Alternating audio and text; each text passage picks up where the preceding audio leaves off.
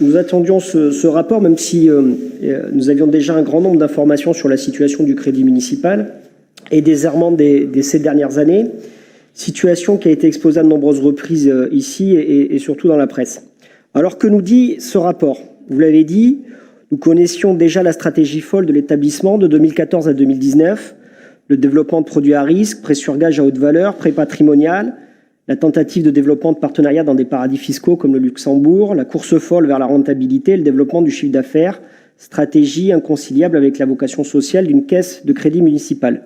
Nous connaissions déjà les manquements aux obligations réglementaires, légales, déontologiques, le manque de professionnalisme et même de compétences, la course effrénée à la profitabilité de l'équipe dirigeante de l'époque. On ne doit la fin de cette course folle qu'à la vigilance du comité des risques et de collaborateurs consciencieux et finalement au contrôle de la CPR qui a mis fin à tout ceci. Nous connaissions aussi le train de vie de l'équipe de direction de l'époque, qui est mis de nouveau en avant dans ce rapport, une organisation pléthorique, des salaires mirobolants aux avantages injustifiés, des procédures transparentes de recrutement inexistantes, tout y passe avec finalement une certaine forme de normalité sans que personne y trouve à redire durant des années. Et c'est là, monsieur le maire, que ce rapport est encore plus révoltant. C'est qu'il met le doigt sur la faillite de cette équipe dirigeante dans une forme d'indifférence tout aussi coupable et responsable de la collectivité de tutelle. Avec un absentéisme, je cite chronique des élus du COS, majorité comme opposition, une méconnaissance générale des rudiments du droit bancaire qui aurait pu les aider à assurer pleinement leur mission, y compris en termes de contrôle permanent de l'institution bancaire, des manquements graves en termes de gouvernance et de contrôle. On a clairement caché et entravé la bonne information du COS. Même le conseil municipal a été tenu à l'écart de toute information et validation durant des années, bafouant ainsi tous les principes de légalité. Alors, que reste-t-il tout ça et de tous ces rapports?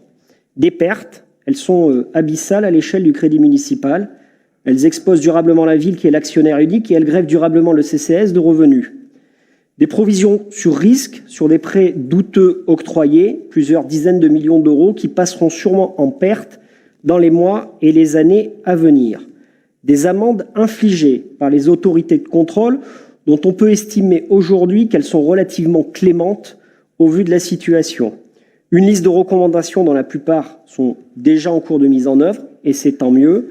Et puis une forme d'impunité de toutes celles et tous ceux qui ont mis cette institution pluricentenaire dans cette situation, en l'éloignant de ses missions, en dégradant durablement ses ressources, en nuisant à son image et à celle de ses agents. Le crédit municipal, c'est aussi le patrimoine des Bordelaises et des Bordelais. Et c'est l'argent des Bordelaises et des Bordelais aujourd'hui qui compense la contribution du crédit municipal au CCAS. Et je crois qu'ils ont le droit à la transparence, à la vérité et à des sanctions à la hauteur des préjudices qui sont aujourd'hui subis. Et il vous appartient, monsieur le maire, d'aller jusqu'au bout de ces procédures. Merci.